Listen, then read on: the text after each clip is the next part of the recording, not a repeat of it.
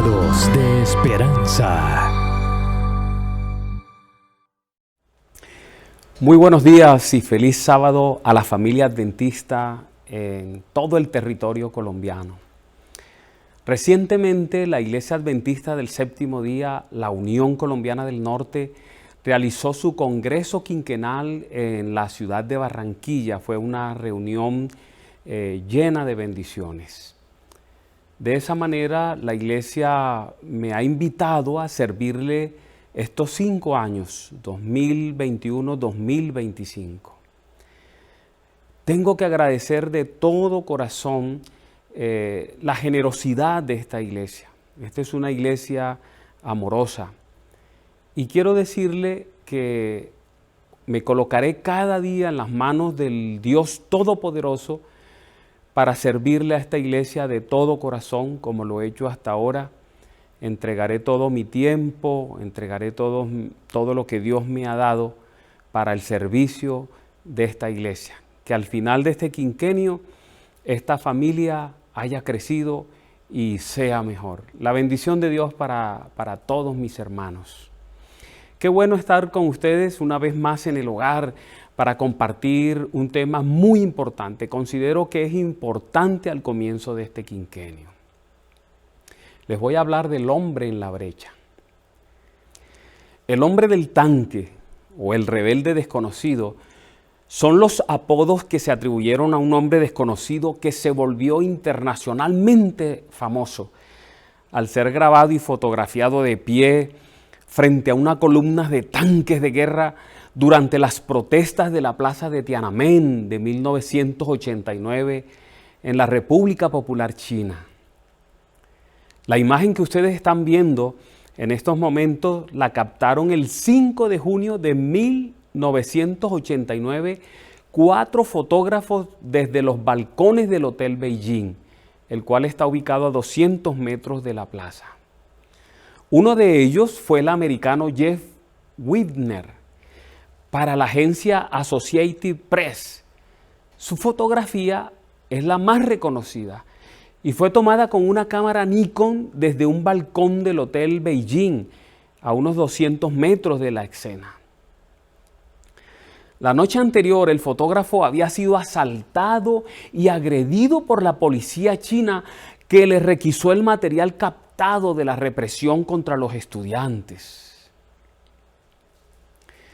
Por eso, al poco de tomar las imágenes del hombre del tanque, el fotógrafo escondió el carrete en la cisterna de un inodoro y, pese al registro de su habitación, logró sacar la fotografía y enviarla a su redacción gracias a la ayuda de un ciudadano chino. La fotografía y filmación del hombre de pie, solo delante de la columna de tanques, se transmitió esa misma noche. Fue titular en cientos de periódicos y revistas alrededor del mundo.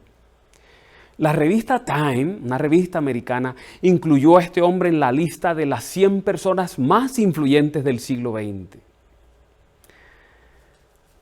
Ustedes pueden ver ahora el video, obsérvenlo. Mientras los tanques se le aproximaban, el hombre se mantuvo solo y de pie, sosteniendo 2 bolsas, una en cada mano. Mientras los tanques iban disminuyendo la marcha, él hacía gestos para que se fueran. En respuestas, el tanque situado a la cabeza de la columna intentó sortearlo, pero el hombre se interpuso repetidamente en su camino, demostrando de esa manera una tenacidad y aplomo enormes. Tras esto, los tanques se detuvieron y el individuo subió encima del primer tanque y sostuvo una conversación con el conductor. Algunos dicen que él expresó lo siguiente: ¿por qué están aquí? Mi ciudad es un caos por culpa de ustedes. Retrocedan, den la vuelta y dejen de matar a mi gente. Luego en el video, unos hombres salen de la multitud y lo empujan, quitándolo del camino de los tanques. Algunos dicen que eran policías. Saben, este hombre se hizo famoso por su arrojo y valentía, porque fue capaz de exponer su vida para salvar la vida de muchos estudiantes, para detener el curso de estos tanques que pensaban seguir masacrando a los jóvenes chinos. El valor de aquel único hombre fue capaz de detener a esa cadena de tanques que se dirigía hacia la plaza Tiananmen. Si esto hubiera sucedido un día antes, el 4, si alguien hubiese sido capaz de pararse frente al ejército y detenerlo, entonces las miles de víctimas que murieron aquel día se habrían salvado. Los registros dicen que más o menos unas 10.000 personas, 10.000 jóvenes en la flor de la vida fueron masacrados. En un momento difícil en el pasado, una circunstancia dolorosa como la que estamos viviendo en nuestro mundo y en nuestro país hoy, el mismo Dios trató de encontrar a alguien como ese solitario valiente que se pusiera entre el cielo y la tierra para interceder por los suyos. Está registrada esa circunstancia en Ezequiel, en el capítulo 22, en los versículos 29 al 31. Allí dice, el pueblo de la tierra usaba de opresión y cometía robo, al afligido y menesteroso hacía violencia y al extranjero oprimía sin derecho. Y miren ustedes la expresión del Dios Todopoderoso, y busqué entre ellos hombre que hiciese vallado y que se pusiese en la brecha delante de mí a favor de la tierra para que yo no la destruyese. Y qué triste, el Dios de los cielos dice, y no lo hallé.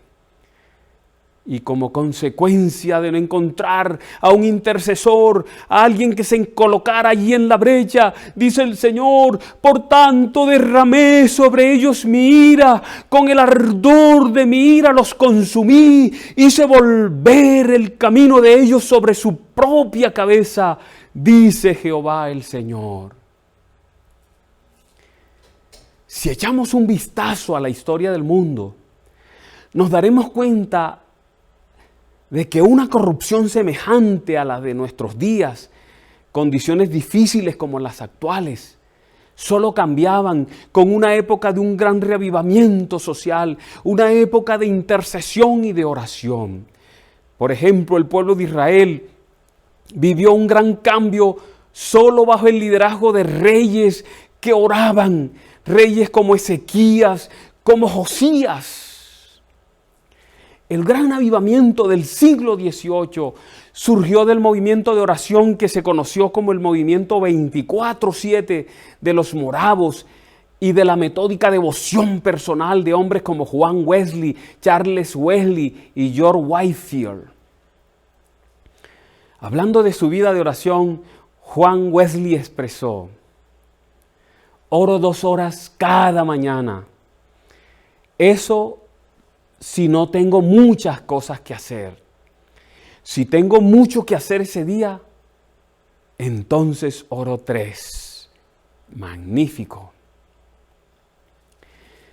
¿Qué decir del segundo gran reavivamiento que alcanzó a la humanidad con Charles Finney, que alcanzó su esplendor allí en Rochester, en Nueva York, en 1830?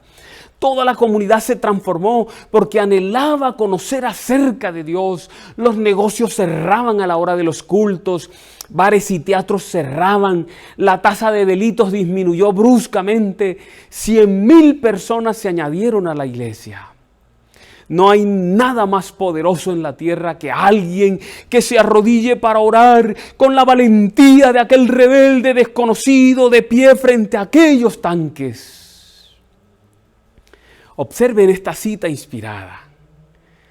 Si permanecéis en mí y mis palabras permanecen en vosotros, pedid todo lo que queréis y os será hecho. Presentad esta promesa cuando oráis.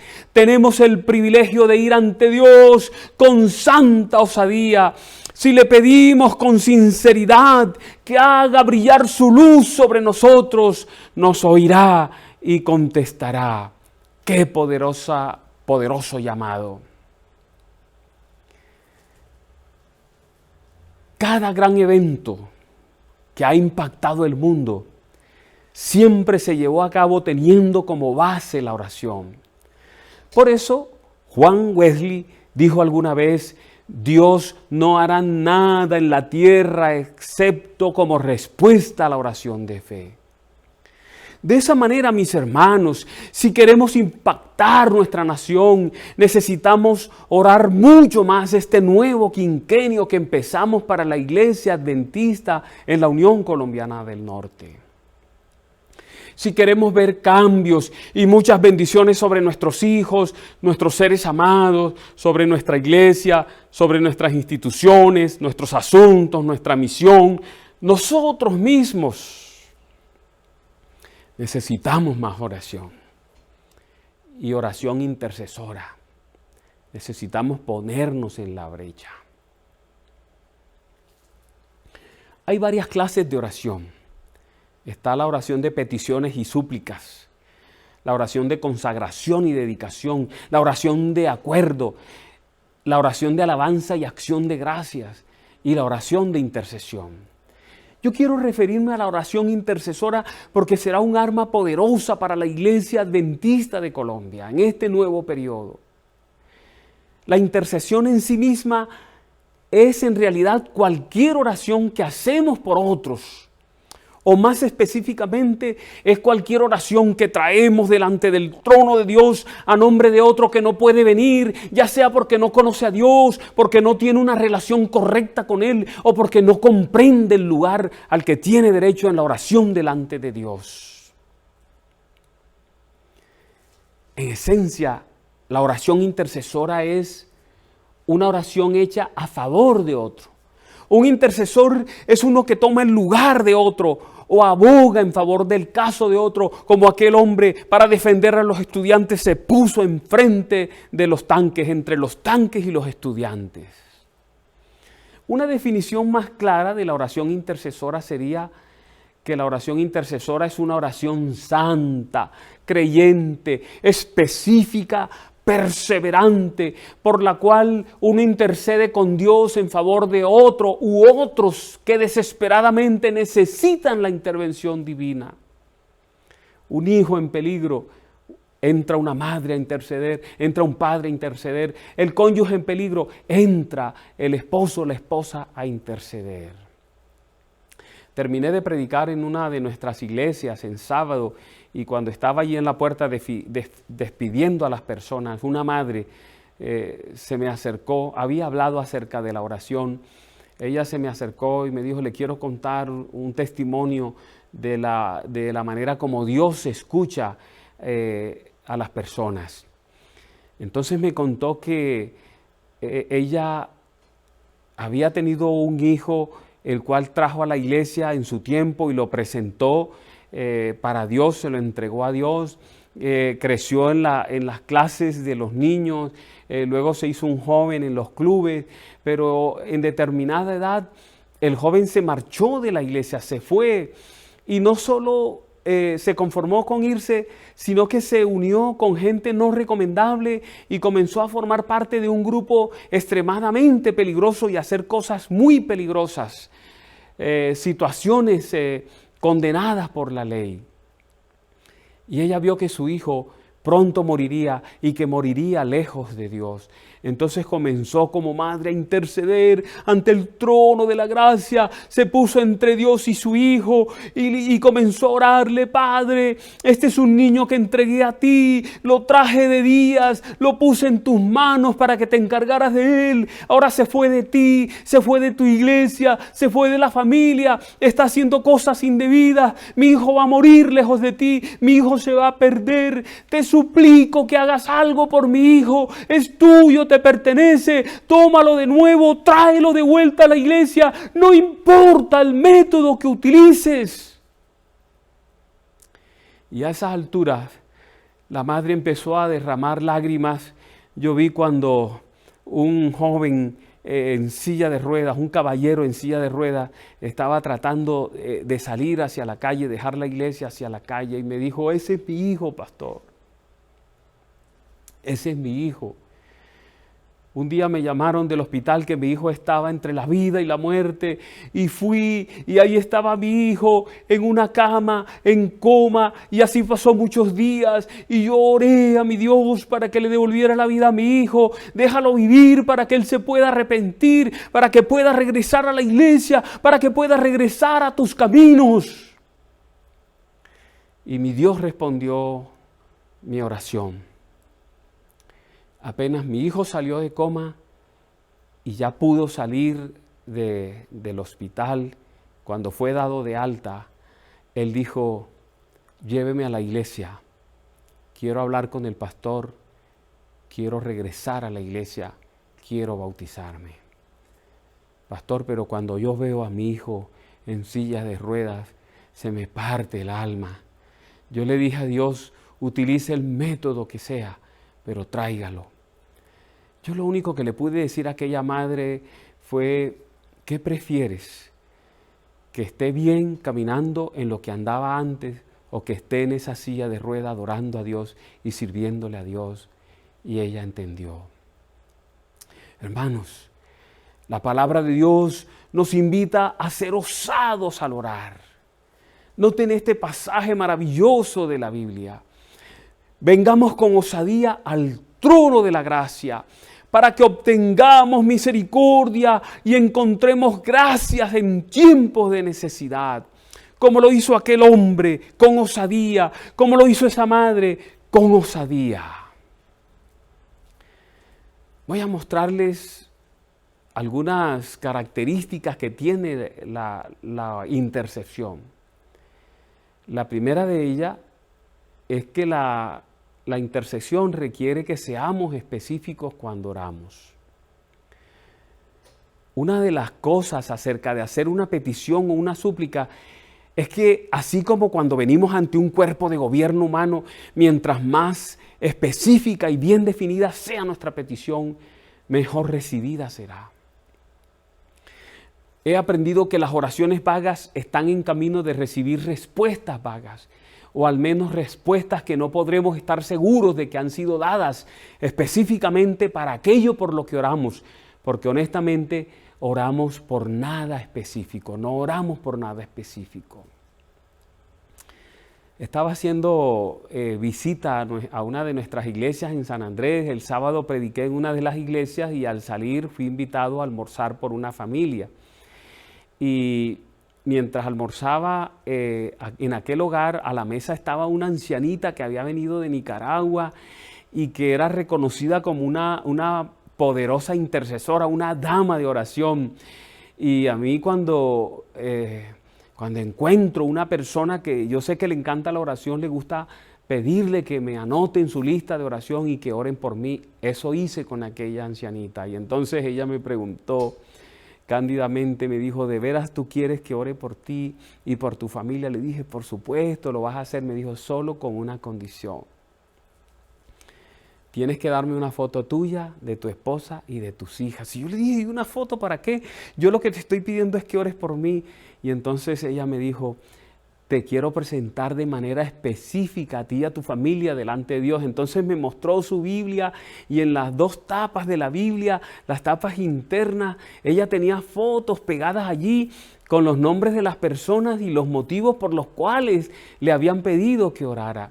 Entonces me estaba pidiendo la fotografía para pegarlas allí en la tapa de la Biblia, porque ella decía, la oración tiene que ser específica. Yo tengo que poner mi mano sobre tu foto y decirle, Señor, oro por este varón, oro por este hijo tuyo, y debo tener el motivo allí para que Dios no se confunda en la respuesta. ¡Wow! Me pareció impresionante. Aprendí que la intercesión tiene como requisito esencial el ser específico. En segundo lugar, vamos a hablar del fundamento de la oración intercesora. La oración, amigos y hermanos, es un resultado de la estructura de la autoridad entre el cielo y la tierra. Es un producto de la fidelidad de Dios a su palabra. La oración surgió de los arreglos que hizo Dios para asignación del hombre en la tierra, y esto se dio cuando Él expresó en la creación dos palabras poderosas durante ese proceso. Tú puedes buscar este texto en Génesis. Expresa este pasaje: y dijo Dios, hagamos al hombre a nuestra imagen, conforme a nuestra semejanza. Y miren las dos palabras allí: y ejerza dominio sobre los peces del mar, sobre las aves del cielo, sobre los ganados, sobre toda la tierra y sobre todo reptil que se arrastra sobre la tierra. La palabra de Dios es firme. Cuando Dios compromete su palabra, la sostiene, la cumple. Miren cómo está registrado en la Santa Biblia. Para siempre, oh Señor, tu palabra está firme en los cielos. De generación en generación es tu fidelidad. Dios es fiel a su palabra. Eso está en el Salmo 119. Dios le dio dominio a los seres humanos en la creación. Ejerza dominio, ¿recuerdan? Y esa palabra se sostiene hasta hoy. Miren cómo registra la palabra de Dios esta realidad. Encorvaréme, o sea, me postraré al templo de tu santuario y alabaré tu nombre por tu misericordia y tu verdad. ¿Por qué razón? Porque has hecho magnífico tu nombre y tu palabra se sostiene sobre todas las cosas. Eso está en el Salmo 138. Dios, amigos, declaró la tierra como la jurisdicción de la raza humana.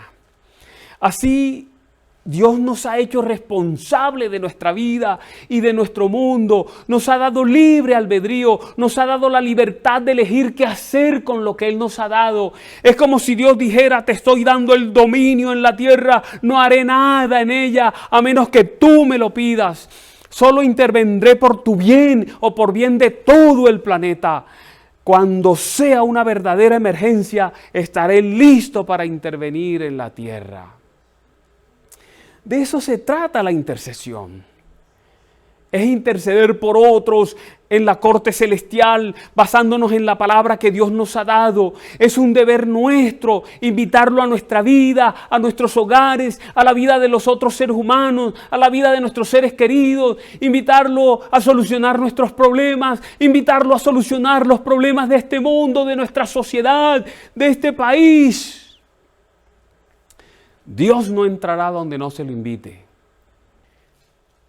Un gran escritor bíblico escribe acerca de la oración lo siguiente: el Espíritu Santo no fluye a través de métodos, sino a través de hombres. No está en las máquinas, sino en los hombres. No unge planes, sino hombres.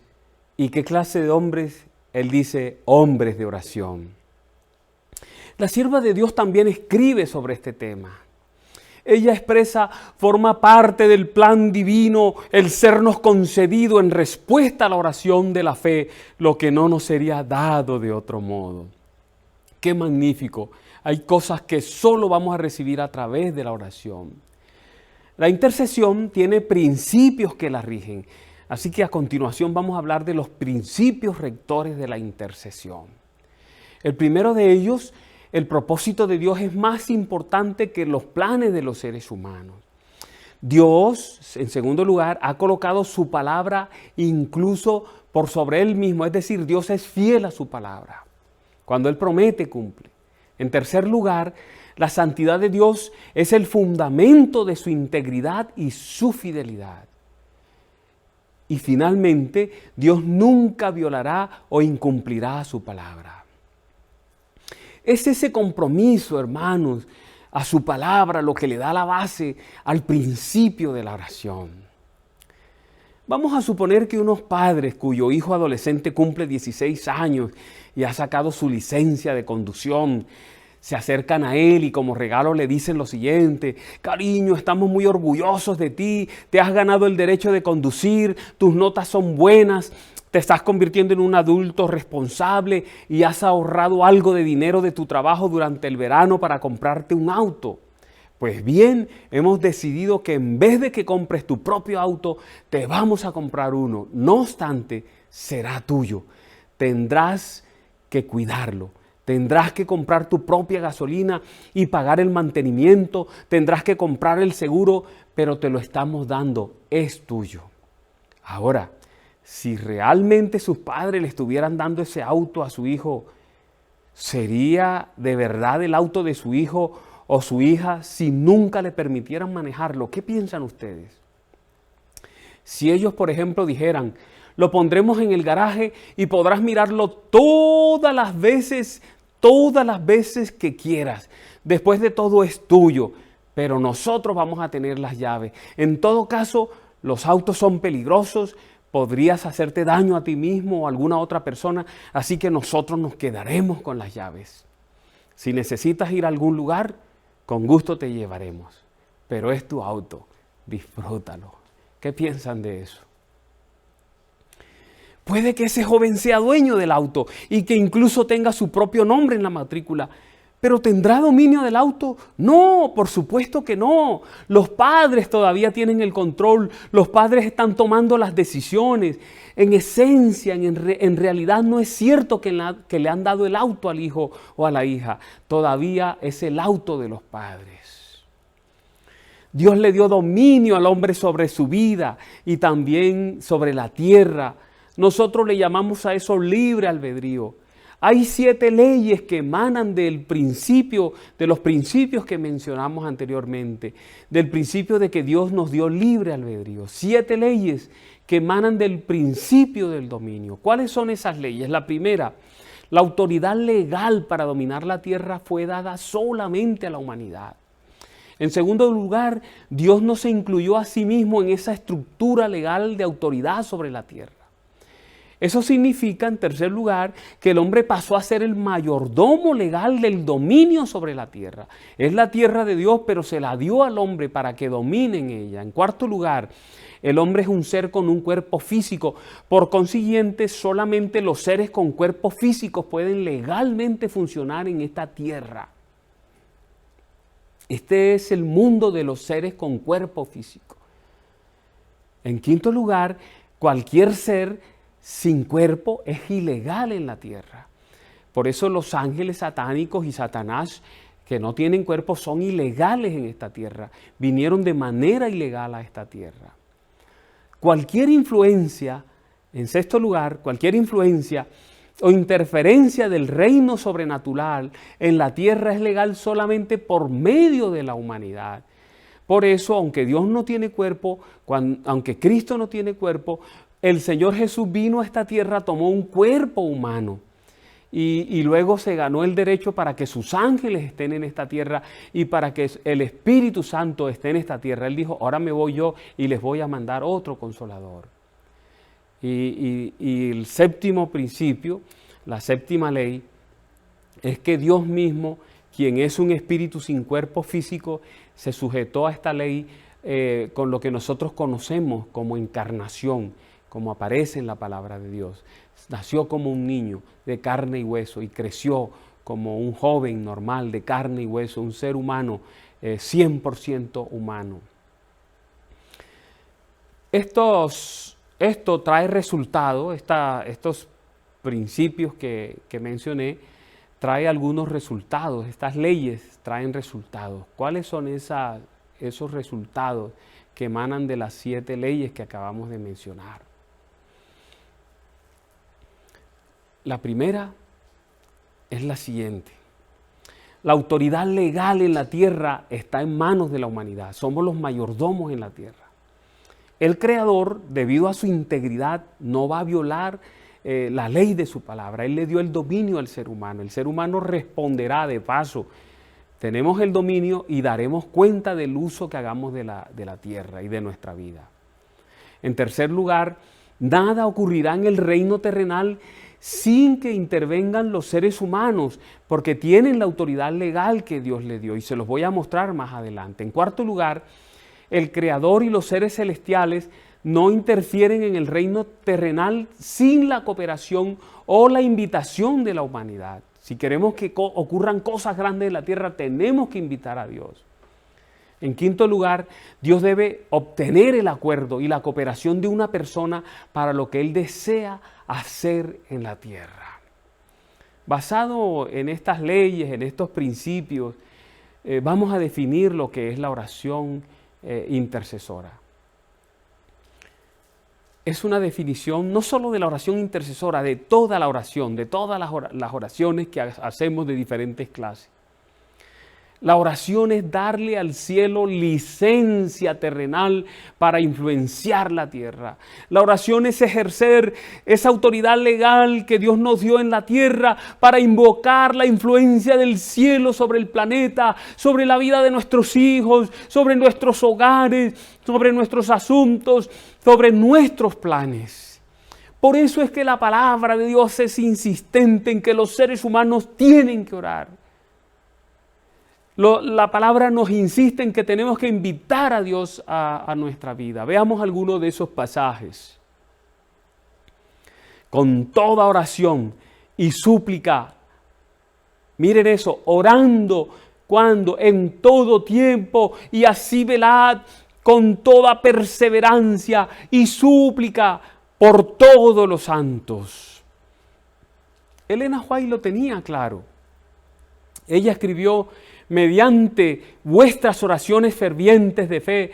Noten eso, qué magnífico, hermanos, no desperdicies eso. Podréis mover el brazo que mueve al mundo. El brazo que mueve al mundo lo puedes poner en acción a través de la oración, a través de la intercesión. Dios no hace nada que no sea en respuesta a la oración. Juan Wesley solía decir: cada nueva victoria que gana un alma es el efecto de una nueva oración.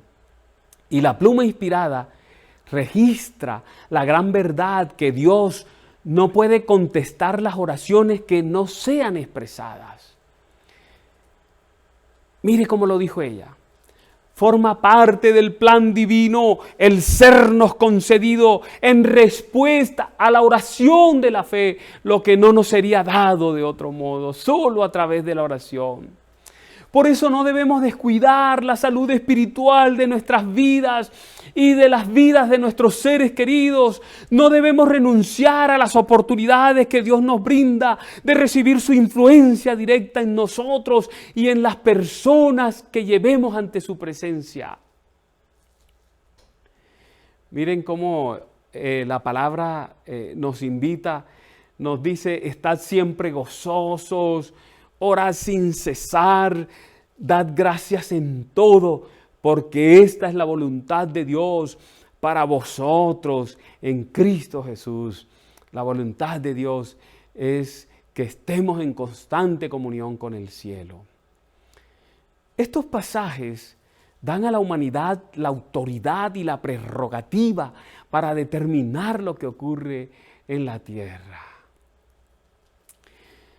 Es por eso que para rescatar a la humanidad del diluvio, Dios necesitó a un hombre, a un ser humano, a Noé. Para crear una nación, Él necesitó a un hombre, a un ser humano, a un ser con un cuerpo, a Abraham. Para guiar a la nación de Israel, Él necesitó a un ser humano, a un hombre, a un ser con cuerpo, a Moisés. Él podía mandar a sus ángeles, que son espíritus, que son invisibles, para que hicieran estas tareas, pero por causa del orden que Él estableció en la tierra, al colocar a los seres con cuerpo como mayordomos de esta tierra, entonces Él se valió de seres humanos. Para derrotar a Jericó, Él necesitó a Josué. Para la preservación de los hebreos, Él necesitó a Esther. Para la salvación de la humanidad, Él necesitó volverse hombre y mandó a su Hijo para que se encarnara, para venir a esta tierra, para vivir como uno de nosotros. Por lo tanto, la oración no es una opción para la humanidad, es una necesidad, hermanos. Un cristiano que no conoce esto es igual a un abogado que no conoce la ley, va a perder todos los casos. Un cristiano que no conoce esto se presenta ante el tribunal divino, se presenta delante de Dios y va a perder los casos, va a perder la intercesión que hace porque no utiliza estos principios. El cielo depende de usted y la tierra lo necesita. Sin usted, el cielo no lo hará, y sin el cielo, la tierra no lo va a lograr nunca.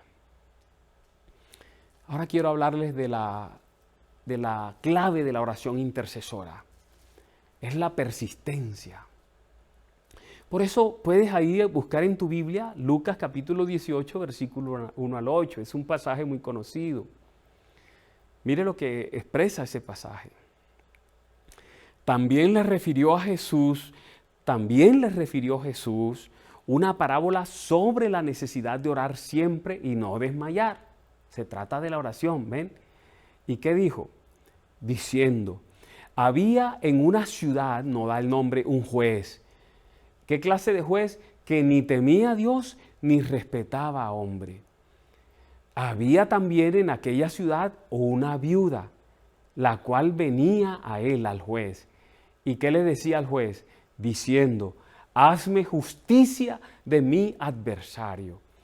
Y la respuesta del juez, y él no quiso por algún tiempo. Por un tiempo no quiso.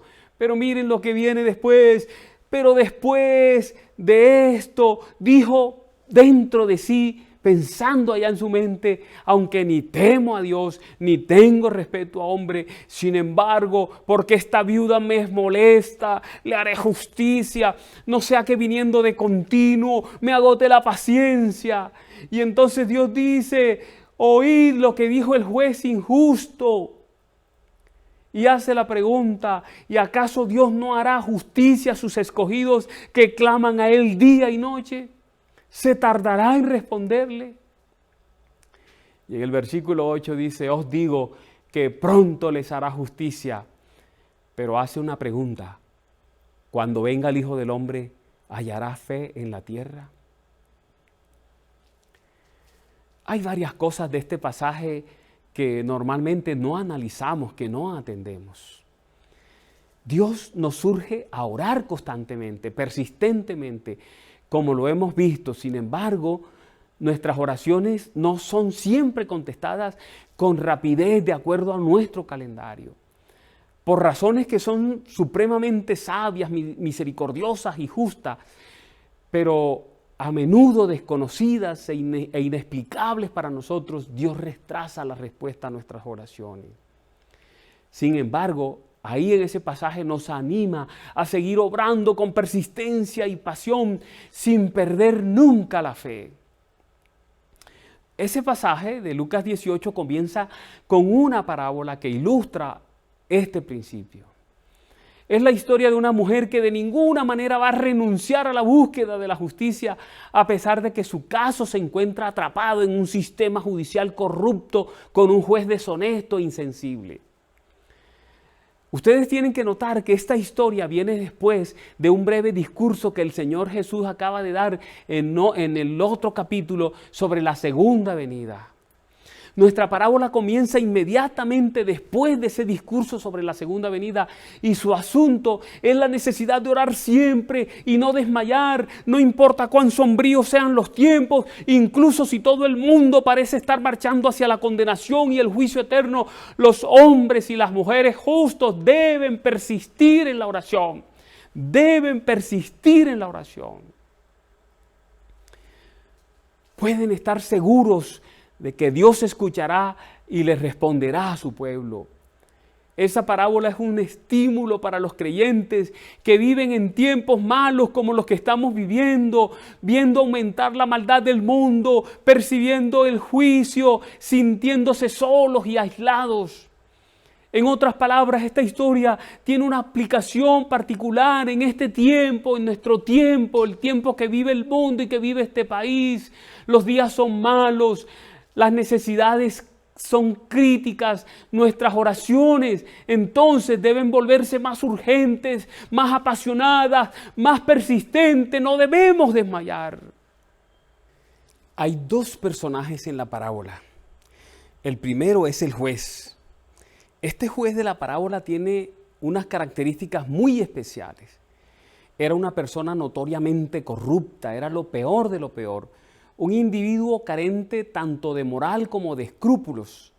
alguien que no mostraba verdadera reverencia a Dios, a su voluntad o a su ley. Además, y para empeorar la gravedad de su malvada personalidad, descubrimos que no era ingenuo y que él no se engañaba a sí mismo. Era plenamente consciente de lo libertina que se había vuelto su personalidad. Reconoció sin rodeos quién era él. Él mismo dice: soy un juez que ni temo a Dios ni tengo respeto a hombre. A este hombre no podía importarle, por lo tanto, lo que otros necesitaban. No tenía vergüenza. En resumen, a este juez le faltaba decencia básica. El segundo personaje es la viuda.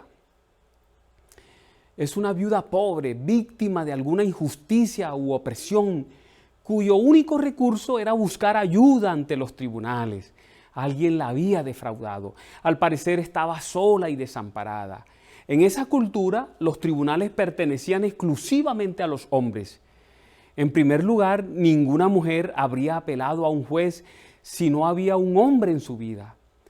No solo su marido había muerto al parecer, y pareciera que no tenía hermano, ni cuñado, ni padre, ni hijo, ni primo, ni sobrino, ni pariente masculino, aunque fuera lejano, ni vecino cercano que pudiera defender su caso. Esta mujer representa a los que son extremadamente pobres, impotentes, indefensos, carentes, humildes, desconocidos, sin amor, sin cuidado y de cualquier otra manera desesperados, los desesperados de este mundo. Pero esta mujer era incansable en su afán de obtener una respuesta.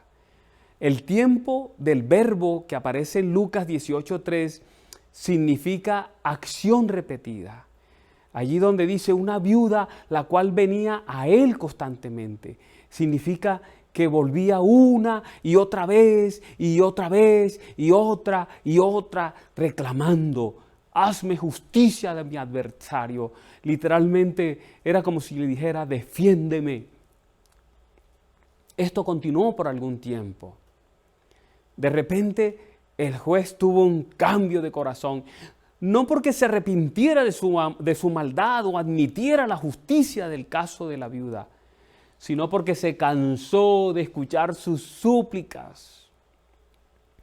El juez injusto hablaba consigo mismo: aunque ni temo a Dios, ni tengo respeto al hombre, sin embargo, porque esta viuda me molesta, le haré justicia, no sea que viniendo de continuo me agote la paciencia. Noten eso: la persistencia, la constancia, la perseverancia puede, la perseverancia alcanza. Ese hombre sabía que era un miserable y él lo admite, pero la viuda le estaba irritando y la manera de silenciarla fácilmente era concediéndole su petición. Así que decidió hacer eso solo para que ella no siguiera viniendo una y otra vez. La frase que se traduce allí de continuo proviene de dos palabras en el texto griego: eis telos. Eso significa literalmente hasta el final o sin fin. Es una expresión común en la Biblia que significa para siempre. Si parafraseamos lo que el juez dijo, él estaba pensando lo siguiente: ella va a seguir viniendo para siempre y me agotará la paciencia. Era una mujer constante, persistente, estaba dispuesta a mantenerse allí pidiendo hasta que se le diera respuesta. No estaba dispuesta a dar un paso atrás. Es importante que la palabra discurre mientras el tema de la segunda venida de Jesús está todavía en la mente de sus oyentes.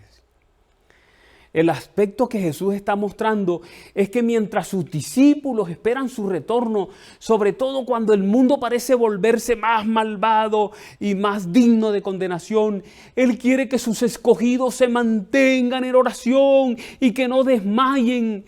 Así que esta parábola es una llamada a la oración escatológica, a la oración futura. Es un estímulo a orar que el Señor venga y a orar por fortaleza para perseverar hasta el fin, pase lo que pase, surja lo que quiera surgir en esta tierra. La esencia de la exhortación está muy bien resumida en las palabras de Lucas 21:36, donde dice: velad pues en todo tiempo, orando, que seáis tenidos por dignos de escapar de todas estas cosas que vendrán y de estar en pie delante del Hijo del Hombre. Es la única manera, apreciados miembros de esta iglesia, apreciados miembros de la familia adventista en Colombia. Es la única manera como grandes cosas pueden ocurrir en la vida nuestra y de nuestros seres amados, en la vida de esta iglesia, en este nuevo quinquenio. La sierva de Dios dejó un pensamiento escrito que es muy útil para nosotros ahora. Ella dice: la oración y la fe harán lo que ningún poder en la tierra podrá hacer. Y es por eso que se nos invita: presentad a Dios vuestras necesidades, vuestras tristezas, gozos, cuidados y temores. No podéis agobiarle ni cansarle. El que tiene contados los cabellos de vuestras cabezas no es indiferente a las necesidades de sus hijos. Y miren qué invitación tan maravillosa: llevadle todo lo que confunda vuestra mente. Alabado sea el nombre de nuestro Dios. Frente a lo que el resto del año, el nuevo año y este nuevo quinquenio para la Iglesia Adventista de Colombia traen, tenemos el recurso de la oración. Ante la incertidumbre, frente a los peligros de esta vida, ante la carencia, frente a la soledad, ante el fracaso, ante la cercanía de la segunda venida, cualquiera sea la circunstancia, podemos recurrir a Dios y decirle en oración: ayúdanos, escúchanos, atiéndenos, haz justicia para nosotros, y tenga la seguridad que Dios le escuchará. Necesitamos usar como nunca antes en este quinquenio que comienza la oración intercesora. Vamos a poner nuestras iglesias a orar. Vamos a convertir nuestros templos en casas de oración. Vamos a poner un altar en cada hogar. Vamos a orar en nuestros trabajos, donde estemos. Vamos a interceder por nuestros hijos, por nuestra familia, por nuestro país, por nuestra iglesia, por nosotros mismos. Vamos a interceder por los recursos, vamos a interceder por las almas, para que esta familia crezca, para que en este quinquenio ocurran grandes milagros. Vamos a interceder, vamos a interceder. No hay otro camino. La intercesión es el camino que tenemos que seguir durante este quinquenio. La bendición de Dios para esta semana: Jehová te bendiga y te guarde. Jehová haga resplandecer su rostro sobre ti y tenga de ti misericordia. Jehová alce sobre ti su rostro y ponga en ti paz. Vamos a orar. Dios poderoso, ponemos la Iglesia Adventista del Séptimo Día de la Unión Colombiana del Norte en tus manos en este quinquenio que inicia. Danos los recursos, danos los dones, danos los talentos, danos las personas dispuestas para hacer una gran obra en nuestro país a pesar de las circunstancias. Trae, Señor, a esta familia las almas que tú quieres unir. Abre camino, abre senderos. Permite que nuestras instituciones puedan funcionar, que nuestras instituciones reciban tu bendición durante este tiempo. Nosotros estaremos ahí, Señor, como esa viuda pobre, porque ella nos identifica a nosotros para presentarnos delante de ti, que eres un juez justo, para presentarte nuestras necesidades, para presentarte nuestros problemas, para presentarse todo aquello, Señor, que afecte nuestra vida. Y esperamos una respuesta maravillosa de ti. Te lo pedimos y te lo agradecemos en los méritos sacrosantos de nuestro buen Salvador Cristo Jesús. Amén. Amén. Sábados de Esperanza.